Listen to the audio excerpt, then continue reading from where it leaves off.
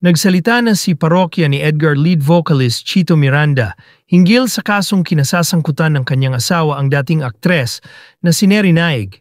Matatandaan na mainit na pinag-uusapan ngayon sa social media ang pag-aresto sa aktres sa kasong estafa at paglabag sa batas ng securities.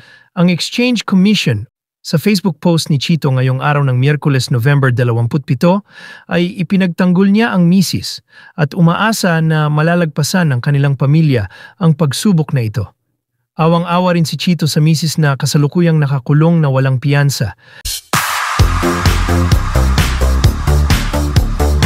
Praying na ma-sort out na ang lahat ng ito, kawawa naman yung asawa ko, never nanloko si Neri at never siya nanlamang sa kapwa.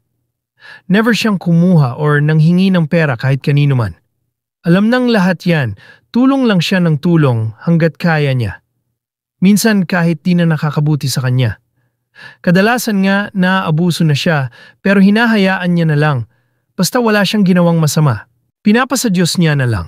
Tulad ngayon, endorser lang siya tapos ginamit yung face niya to get investors. Kinasuhan siya ng mga nabiktima. Tapos last week, bigla na lang siyang inaresto for the same case kahit hindi pa siya binigyan ng notice na may bagong criminal complaint pala laban sa kanya and di niya na-defend yung sarili niya. Wala siyang na-receive na letter from the prosecutor, walang subpoena, walang kahit anong notice. Yung mga dati, na-receive namin niya at nag-comply siya, alam naman ng lahat na madali kami mahanap sa Alfonso. Anyway, dinampot na lang siya bigla. Na-dismiss na yung mga similar na kaso sa ibang lugar and we're praying na sana ma-dismiss na din ito.